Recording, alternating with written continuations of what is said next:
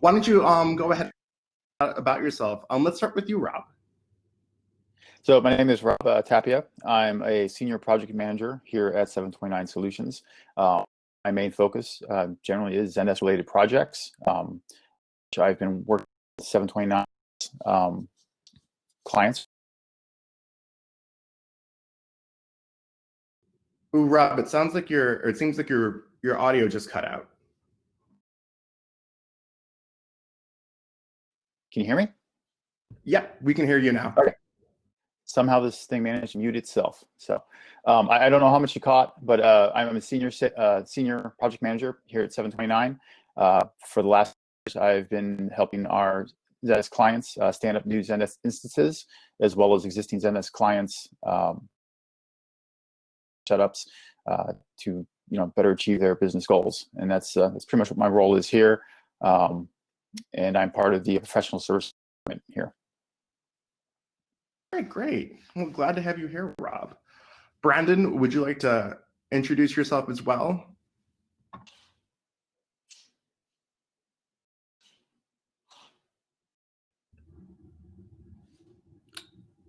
Brandon, you there?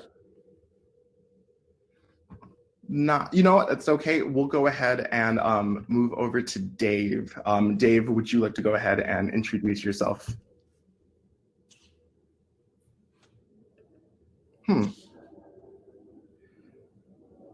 We seem to be having a few technical difficulties. That's fine for now. We'll see if we can get them back online in just a moment. With us, though, from the Zendesk team, we do have Nicole Saunders, our community manager, and Brett Bowser, one of our community engagement specialists, who will be moderating our Q&A chat today.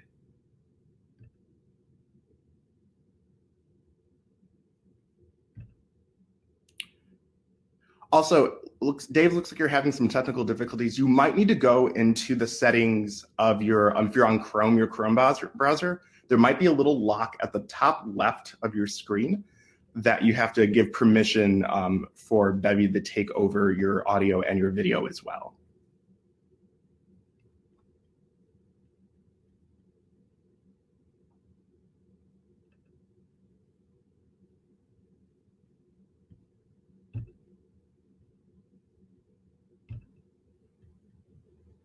And looks like Brandon's back. Brandon, can you hear us?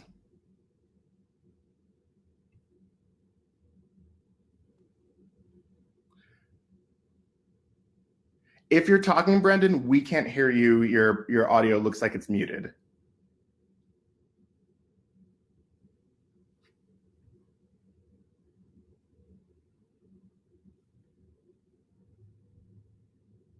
How about now? Oh, yes, we can hear you. Fantastic. All right. It wouldn't be a first share if we didn't have some hiccups along the way.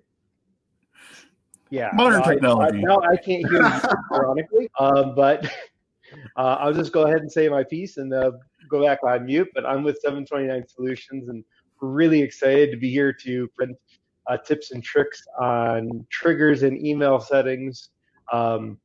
I actually started as a Zendesk customer. I was the ticketing system before I got introduced to Zendesk.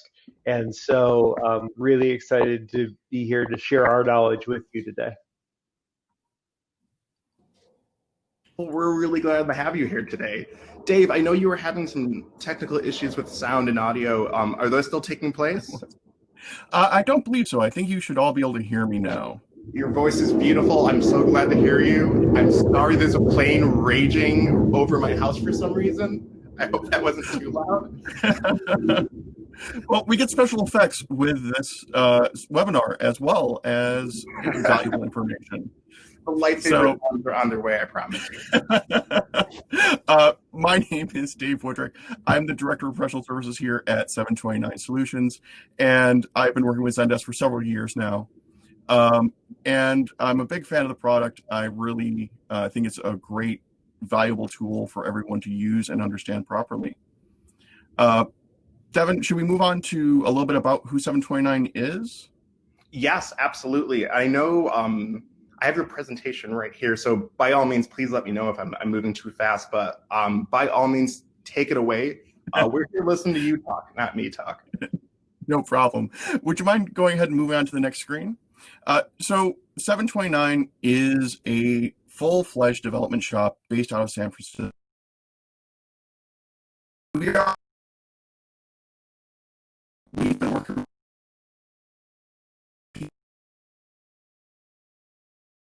And all I myself live just in Atlanta.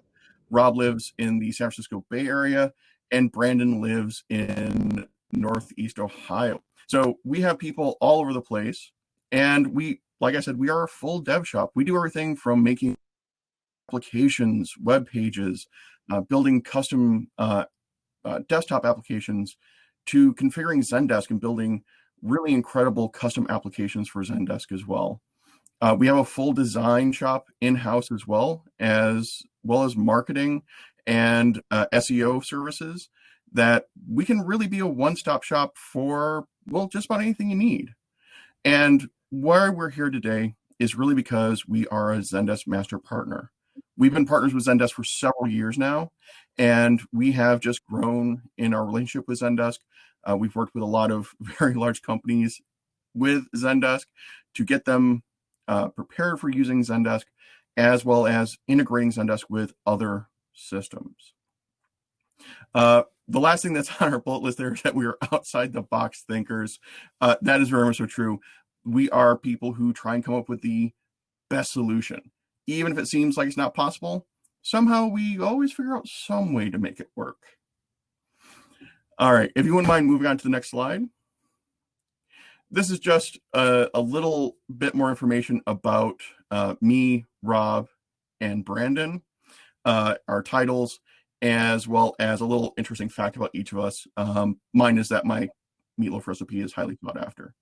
I'm not going to be getting it out, but just to let you know, it's a really good meatloaf recipe.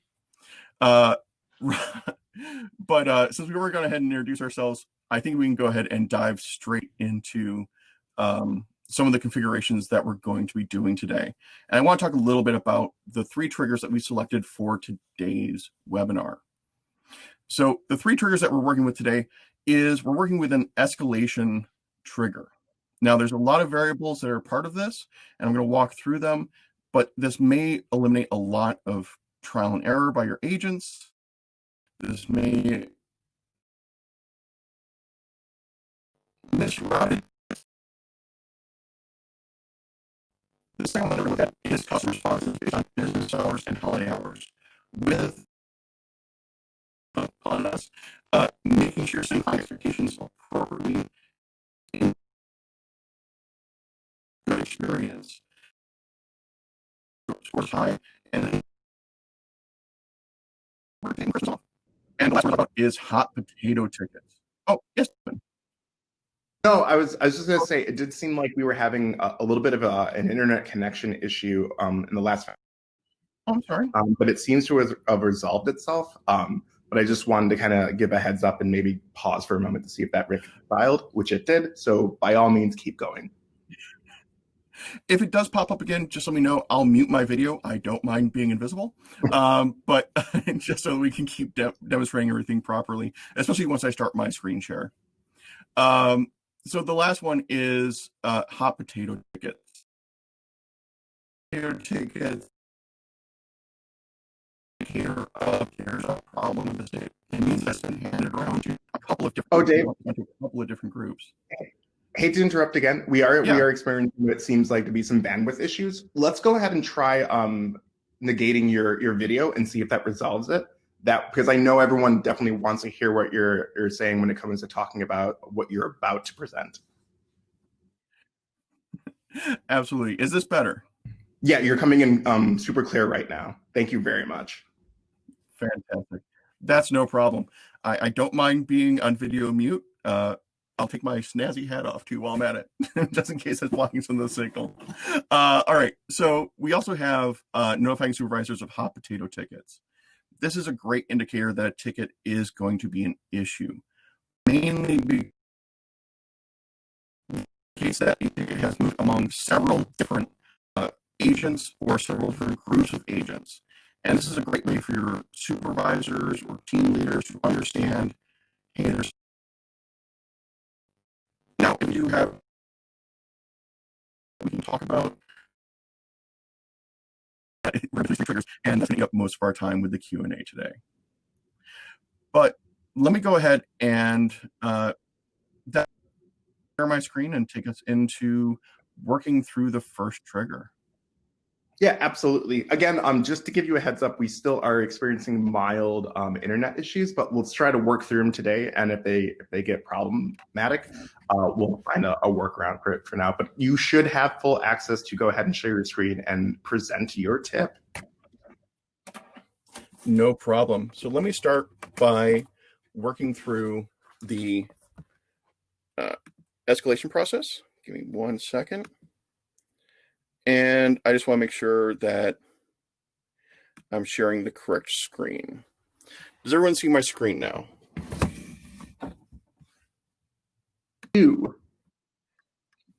Awesome. Fantastic. Give me just a second. Let me log in.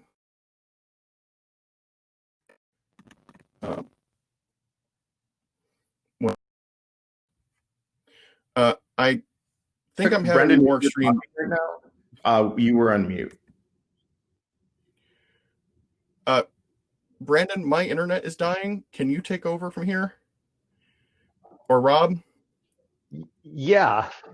So I'm not sure. Can you hear me now, Devin? Yep, we can hear you loud and clear. Okay. So I can't hear you guys, and it looks like Dave was having some technical difficulties, and so I'm going to go ahead and try to put on my Dave hat. And Rob, I don't know, are you able to log in and access it, your screen share? Because I'm also having internet issues on my end. So we're hoping that we'll be able to get this information over to you. And one thing I was share was that we are going to make this information available offline through slide screen shares, and it posted correct, Evan. So even if we can't get this information into you live today, we're going to try our best, but we're going to certainly make sure we get you this information offline as well. So Rob, I'm going to switch my headset here so I can actually go back to listening. Are you able to share your screen and kind of walk through what Dave has set up while I try to get logged? Yeah, I'm actually trying to get the, do you have the instance address by any chance that he's got it set in? I do not. And one thing I would suggest, just for the technical issues, and then we'll move past that, a browser refresh might be able to resolve some of the issues that you're facing currently. This is more for Dave, who's really seems to be experiencing some technical glitches that might solve the issue. Could you let me know if everything seems better now? You are coming in clear right now. I definitely. Fantastic. Let me go ahead and try sharing my screen again, if you don't mind. Mm-hmm. And we can go ahead and walk right through this. So let me know if you are seeing my screen. Yep, looks like a good old-fashioned Zendesk right there. Fantastic. So we have just the basic triggers available in this instance. This is one of our demonstration instances. And in here, we have just the default triggers that come from Zendesk. So what we're looking at is really making this escalation process as easy and as painless as possible for your agents. What we've done ahead of time is we've gone ahead and created a new ticket field. And you'll see this in our default ticket form here. We have this checkbox called Escalate this ticket. So what we're trying to do here is make sure that our agents who may be tier 1 or first line support can accurately and effectively transfer tickets that are problem tickets to more experienced customer service agents. So what we're going to do is we're going to start by adding a trigger. This trigger is going to be based off of this escalate this ticket checkbox. And for right now, we're just going to call this Escalation Trigger. We're going to base this off of several conditions. The first condition being, of course, that the ticket is updated. And then we're going to base this off of the status of the ticket. The status of the ticket is not, or we can go less than solved. I prefer less than solved because it covers all statuses less than solved, like new, open, and pending. But you can do is not solved or is not closed also as options. Then we need to look for that checkbox. We're going to go ahead and look for the escalate this ticket checkbox and that it is checked. Now, at this point, we have a couple of different options about how to handle this. We can say, okay, if this ticket is being escalated from our tier 1 group, we want to make sure that only the tier 1 group has this trigger activate from tickets they update. So we add a condition that the group is our group 1. Or what we can do is say, all right, we want this available for all groups in case we'd remove this condition. But if you have complex escalation processes, you may want to include other fields in this decision making. So this can be based on the category that this came in from. Is this a return? Is it a warranty claim? Is it a replacement? We could base this off of the location. We could base this off of other things like type of work, or product line, or, well, any combination of these you can imagine. The reason that we prefer to do this via trigger rather than macro, for example, is especially if you have different categories, different product lines, different reasons that tickets get escalated to different groups, you can quickly wind up with dozens of different paths. And expecting your agents to remember all of these and do them flawlessly every time, well, that might be a bit too much. But using a trigger allows you to set these rules, allows you to very specifically say why things happen and when they happen. So again, I'll go back here and say we're looking at the escalate ticket checkbox, and we've got it checked. We've got our status condition in here of less than solved, and ticket is updated. Now, once we have this in here and any other conditions that we need, we can go ahead and add our actions. So in this case, we're going to reassign this to another group. We're going to assign this to group 2, which is the escalation path for this ticket. But what I also suggest doing is adding the original person who escalated this ticket as a follower. And in this case, what we can do is add follower current user. This way, the current user, who is the one who's escalating the ticket, winds up being added as a follower so they can see how this ticket progresses. Now, depending on your company and how you handle things, you may not want visibility from your tier 1 support staff into tier 2, but we often find that giving them this knowledge of how these more complex problems are handled makes for much more effective frontline customer service agents. One other optional thing you can do is add a notification to this to the requester. So you can email the requester on this and say, hey, we've escalated your problem. We've moved this to tier 2, or we've reassigned this to a different group to handle your ticket. This comes back to setting expectations and letting your request or your customers or people who are requesting tickets from you know what progress is going on. When you have a complex escalation path, it can also often seem like a black hole when your requesters or customers are sending in tickets. They send in a ticket, it gets an initial response, maybe a follow-up question from the first line CSR, and then silence until tier 2 or 3 reaches out to the customer again. This sort of notification can help them understand why it may take additional time before they hear back from you again. All right. So usually with this sort of notification, we like to put something very simple, like your ticket is being escalated. your ticket is now being handled by our tier 2 or tier 3 team. They'll get in contact with you in the next 24 or 48 hours, whatever your internal SLAs are. But now that we have all of our actions set up, we have our trigger named, we can go ahead and create this trigger. Now, this may seem like a very simple trigger to begin with, but once you combine that with the different combinations of other drop-down fields that might be available in your ticket forms, well, you can get very complex very quickly. All right.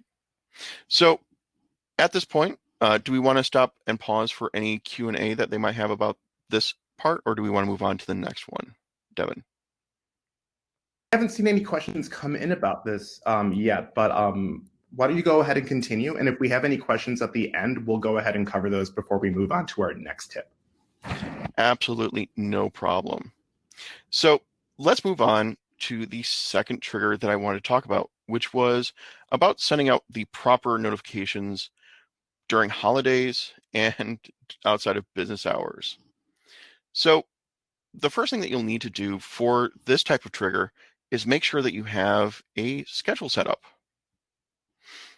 Once you have your schedule set up, you'll have business hours for your business. And business hours are set up, for a repeatable weekly setting. So this will be, for instance, my schedule is Eastern from 9 a.m. to 5 p.m. Monday through Friday. But I've also added some holidays into my schedule. So I have Thanksgiving, Christmas, and New Year's. Now, the reason that I've gone ahead and built all these out is so that I can set proper expectations with my requesters on when to expect responses back. So let's start with how we build out our triggers for this. The easiest thing to do is to start with the default notify requester and CCs of received request trigger that comes with Zendesk. What we can do here is simply clone this trigger. And once we clone this trigger, we make an exact copy of how this trigger works right now. Of course, we'll need to update the name of this. So let's just call this outside business hours. This will indicate that this trigger is the one that fires when we're not here anymore for the day. We'll have to change this slightly by adding an additional condition to it. In this case, we want to make sure that this only fires outside of business hours. So within business hours is no. Now, this trigger will only fire outside of business hours. So anytime between 5 p.m. Eastern and 9 a.m. Eastern the next day. The important part here is making sure that you properly change the language in the notification that goes out. In this case, we're using, again, the standard Zendesk messaging. But what we would normally put in for something like this is we'd add additional information.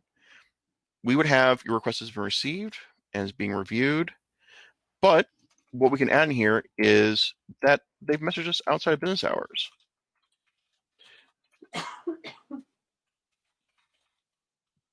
And spelling is fundamental. And then you could put something about how you'll get back to them first thing the next day.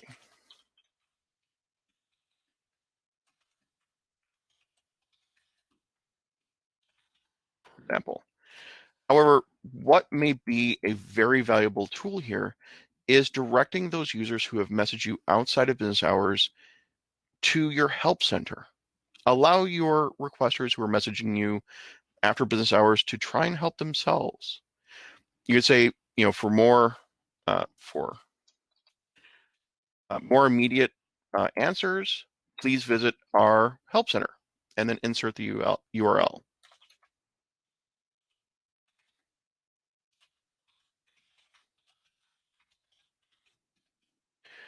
Now, what you're doing here is allowing your requesters to help themselves. This may allow you to deflect tickets that are coming in, especially after business hours. This also might not be a bad idea to add to your triggers that send out emails during normal business hours, just to have more of your requesters using your self-service tools that you've put into your guide and solve their own issues through the articles you have there. Now, once you have created this trigger, we have now basically two copies of this trigger. We have notify requester and CC's received request, and one for outside of business hours. Now, what we'll need to do is make sure that this first one that we have here is set to only go off during business hours.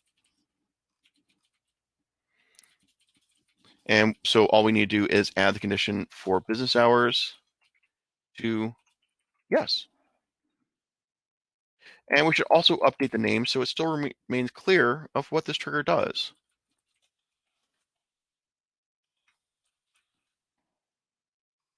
And we can simply save this trigger. Now we have one trigger set up to run during business hours, one set up to run outside of business hours. And this takes care of most circumstances throughout your year. You've got a nice message to let people know that you've received the request and get to them very shortly during business hours. A second message to let them know there might be a slight delay before you're able to get back to them during your next business hour session. But what about holidays? Holidays may mean that your customer service departments are closed for several days in a row. And a typical outside business hours message may not quite work. In this case, we're going to make another trigger. Again, we're going to clone one of the triggers that we have here.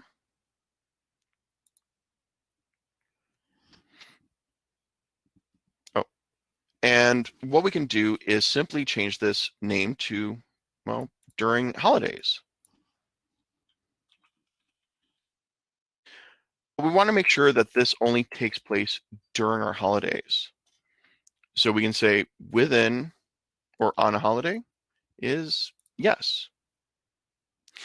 And what you can do is add to this messaging that you're sending out more complex messaging, letting them know that there will be maybe a delay of several days before you're able to respond to their ticket.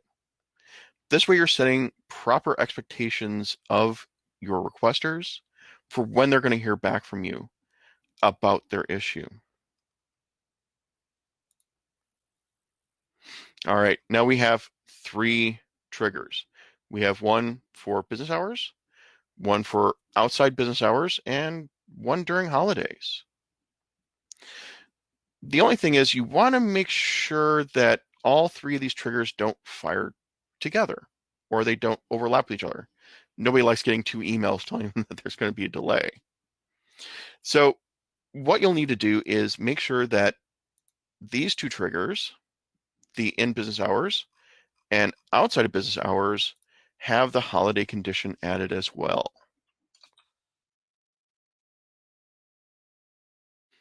So we're going to set that to no for these will run only during times when there's not a holiday.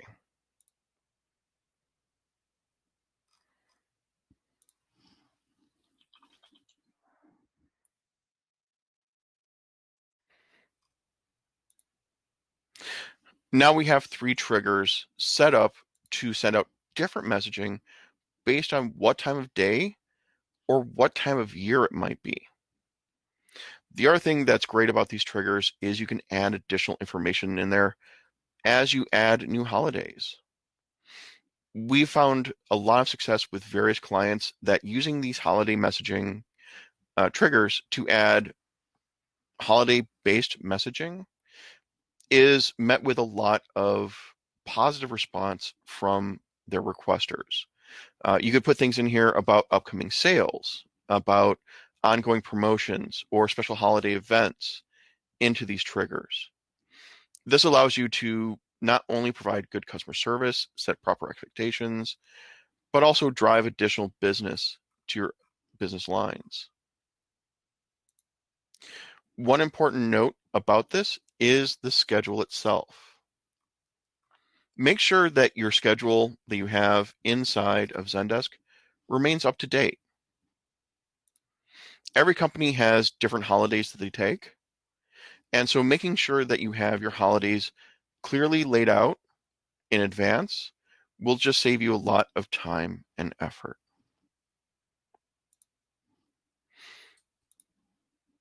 All right. So is there, do we want to go ahead and dive into any QAs that we have for this trigger? Yes, we do. We actually have a few people asking questions, and keep those questions coming as we go through each of these tips. But our first one is from, and please, I will do my best to pronounce these names as correct as I can.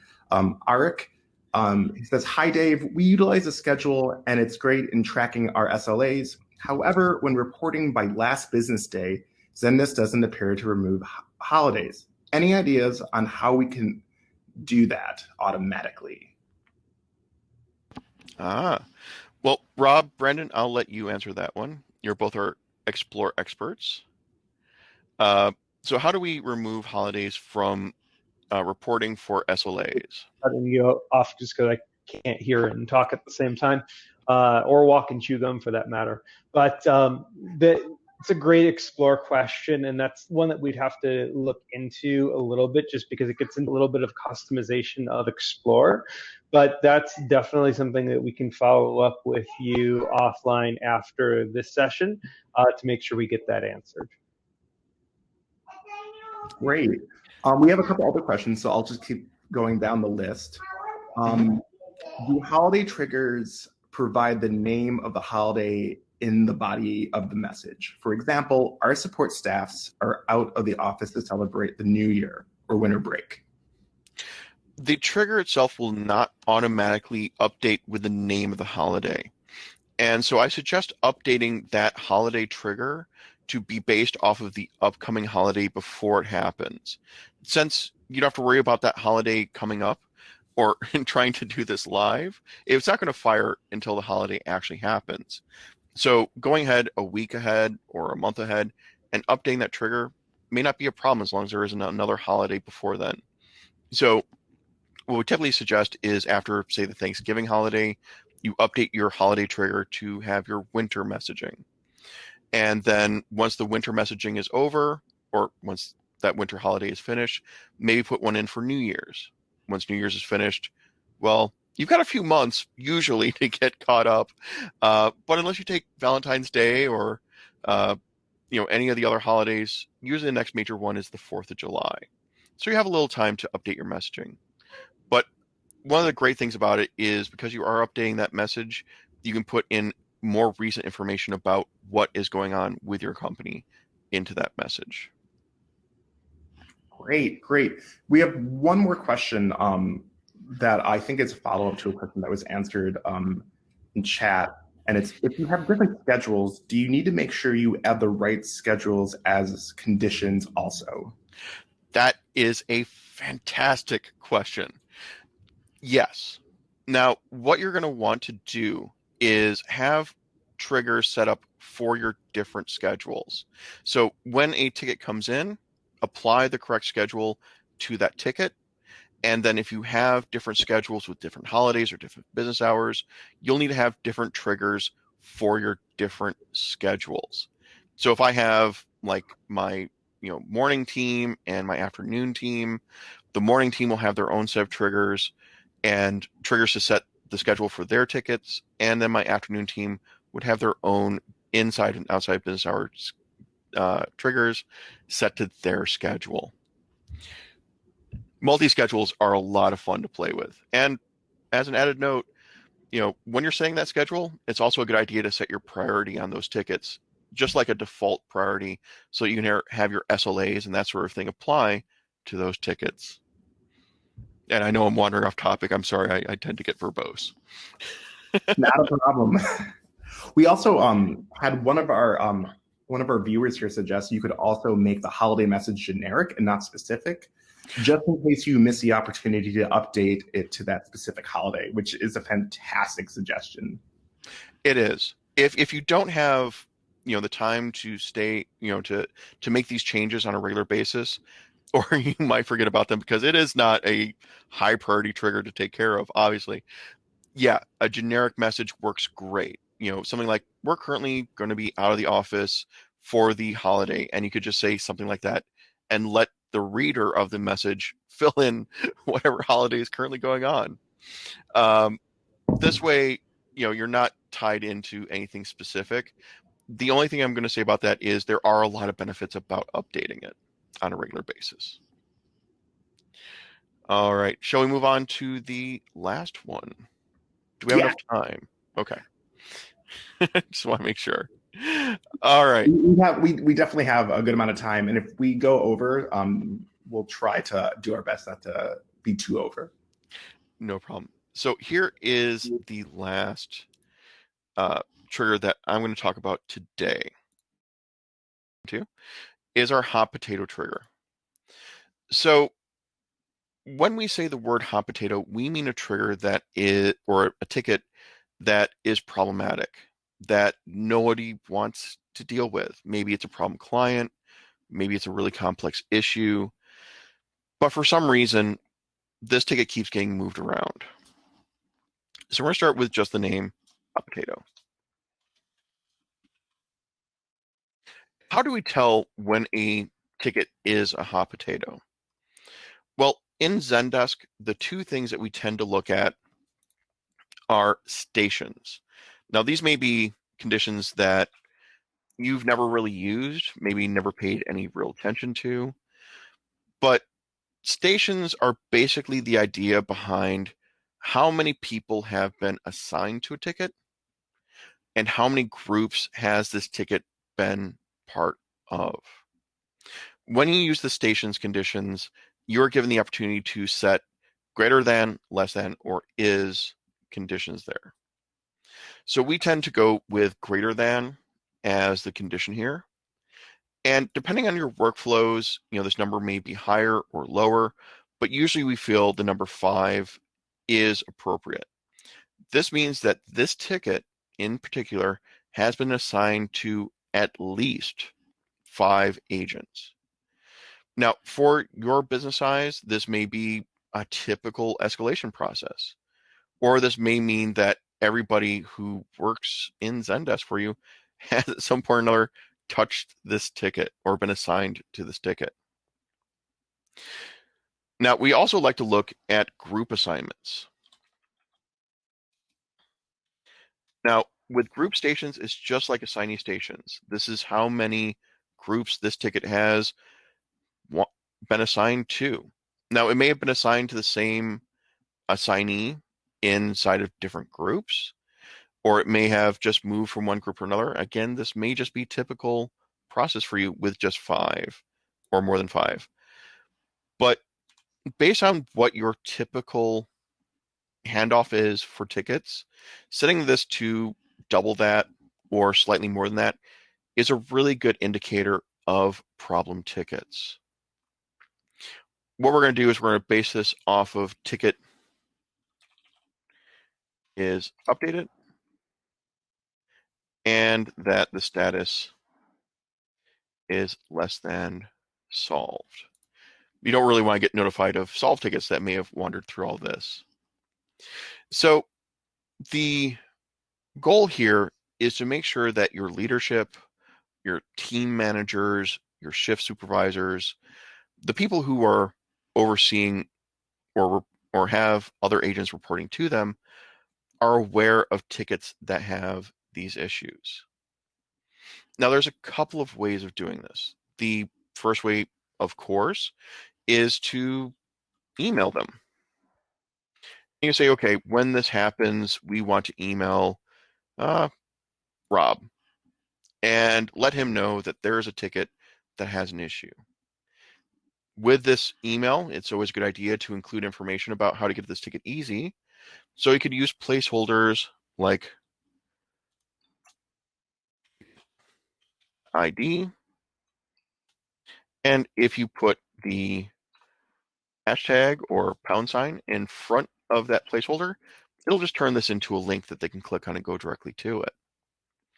So something like this would allow Rob to get an email, see if there's a problem with this ticket, click on it, and go directly to that ticket.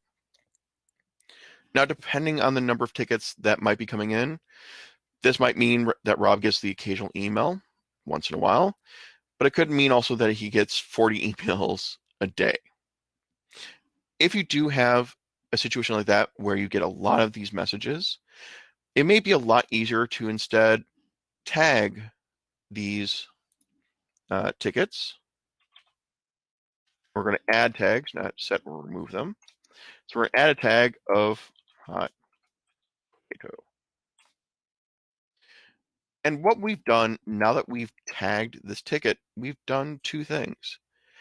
We have first flagged this tag so we could do something like set up a view that shows all of our hot potato tickets so that our management team can review these on a case-by-case basis. And if management spends a lot of time in Zendesk, they can see what's going on right away. But we've also flagged this as something we can report on in Explorer as well. We have this tag. We know that this has gone through these permutations, all of these maneuvers, and we can use this as a metric instead of using the station's metrics inside of Explorer. That's an option to do as well. What's very interesting about this is you could take this a step farther.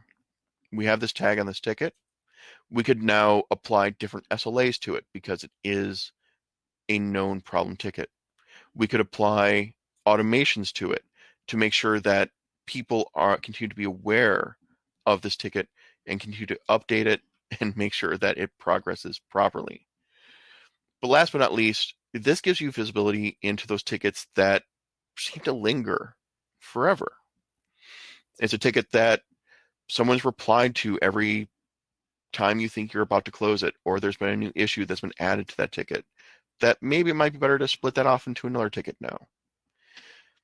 This will allow you to really see what's happening inside of your Zendesk and prevent tickets that might be a bit of a problem to begin with from becoming huge headaches. All right, so we're actually going to go ahead and create this. And if we wanted to, we could now go ahead and create our view that's looking for that label, or I'm sorry, that tag on those tickets. All right. It doesn't look like there's any questions from that one. Actually, we do have a follow-up. Oh, we do. Fantastic. And this is from Sophie. She asks, in these triggers, why are the conditions privacy is public comment and comment is public? Okay. So this goes back to the auto response tickets or the notification of received request triggers. Let me go back to my triggers. And so let me go ahead and just jump into this one that's for during business hours. So privacy is ticket has public comments, comment is public.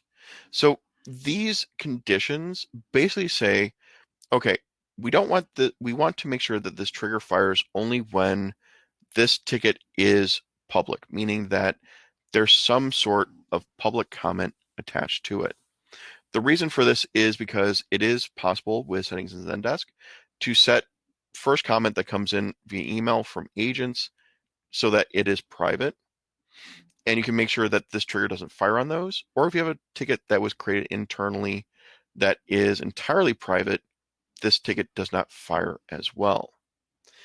You also want to make sure that the comment that updated this ticket is a public comment so that you have, well, it used to be that you would have the first comment that goes back out to the requester. However, at this time, that's not part of this, or that has been depreciated. But the reasoning here is you want to make sure this trigger only fires on tickets that were created by end users that have a public first comment or description as part of that ticket.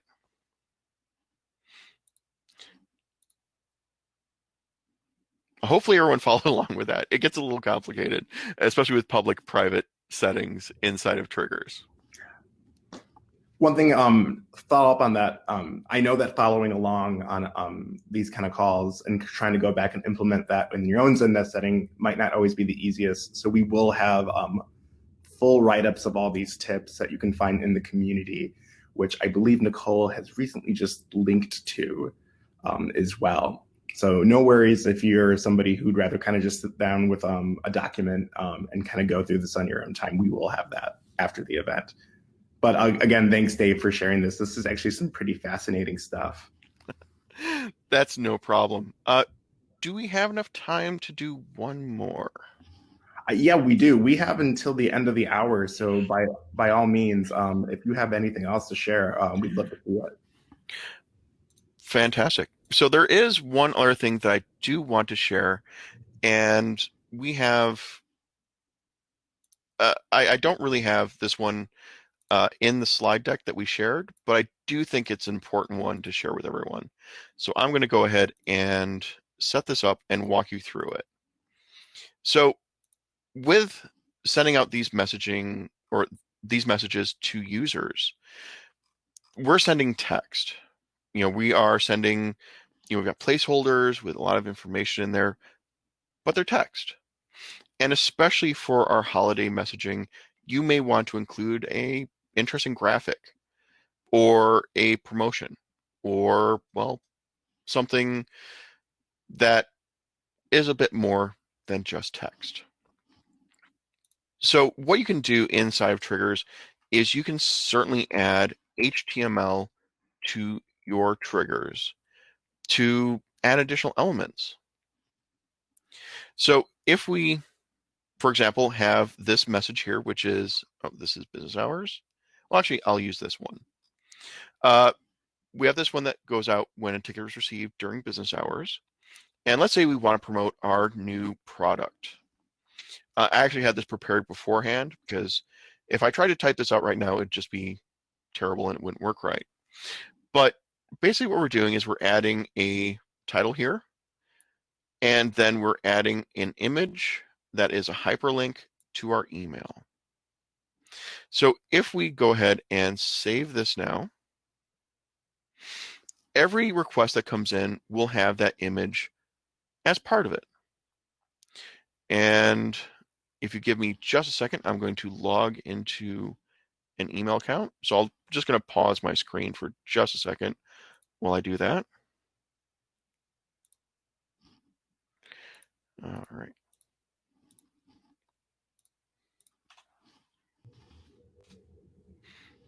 By the way, to everyone watching, if you do have any more questions on this topic that we're covering right now, feel free to ask them. We still have a good 10 minutes to go ahead and address any of those before the event's over. Also, again, special thank you to our 729 team for sharing this today. We're really, really glad to have you. Oh, absolutely. Happy to be here. All right, so let me go ahead and reshare my screen.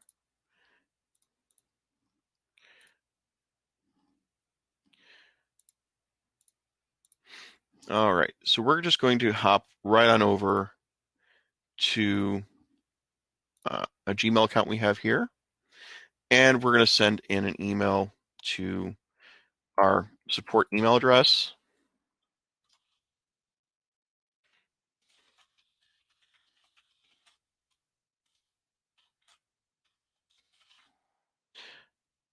And we're going to send this off. Now, in a couple of seconds, what will happen is Zendesk will see this response, create a ticket from it, and then send me a response back. Now, hopefully, Gmail will be just as fast and give me my request received email.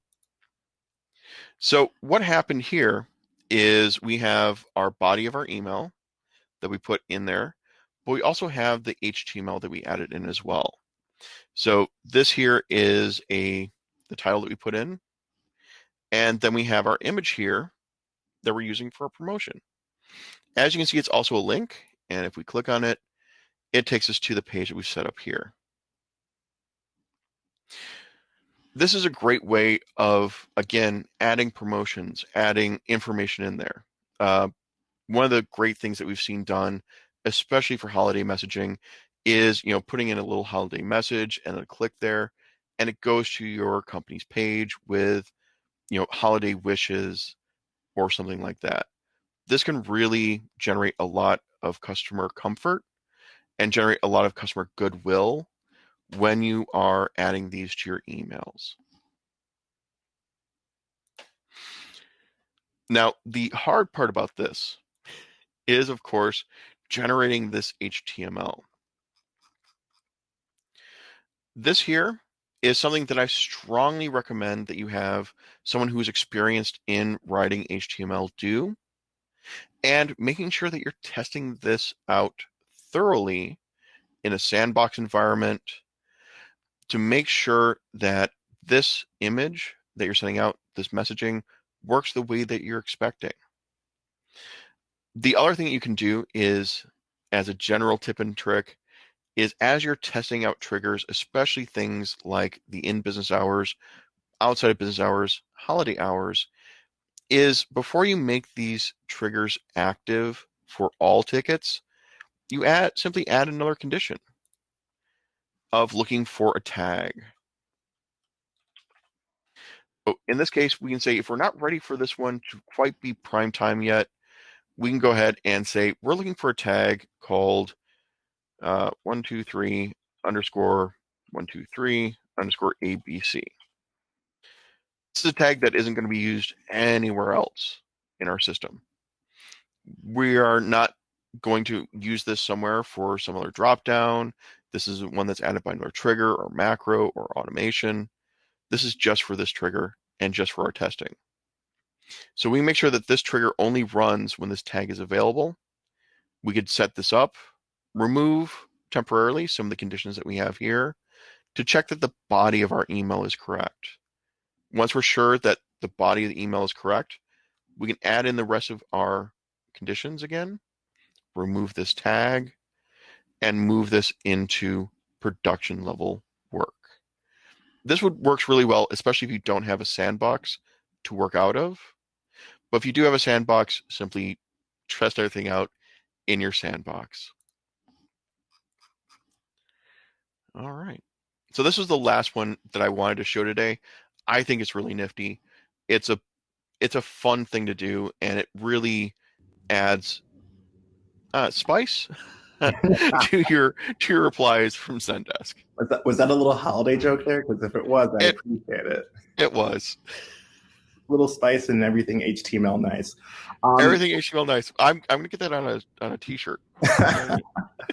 I gotta say this is my favorite of the tips you shared. I think this is really a really great way to impact your customers in a really positive way. We did have one more question from Sophie. She says she also thinks this is great. It involves some coding, which is not everyone's favorite sometimes. So are there already made formulas that others can add in their triggers? And I believe that's something that you guys at 729 Solutions actually kind of help and specialize with, if I'm not mistaken. It is. This is certainly something that we tend to do for our clients. The reason that there really isn't a lot of pre-made or simply plug and place sort of HTML for this is because there's so many variables that you need to take into account. Are you using a custom template overall for your emails? And do we need to take that into account for the HTML that we're adding to these triggers? Do you need to take in special considerations for live your readers only use, maybe they use text-based readers. Where are your images hosted? There's just a lot of things to consider for this. Now, the information we have here on my screen would probably work in general. You could use this as a baseline and just sort of tweak it as you wish. But I would strongly suggest, having an actual developer or coming to someone here at 729. We're certainly happy to help build that sort of thing out. Fantastic. We are approaching the end of the hour. Again, thank you. Thank you, Dave. Thank you, Brandon. Thank you, Rob. We're so glad to have you guys here. These were fantastic tips. To our our attendees. Thank you for joining us. You guys submitted some really great questions too along the way, and we love to go ahead and answer these live. This is why we do these events in the first place.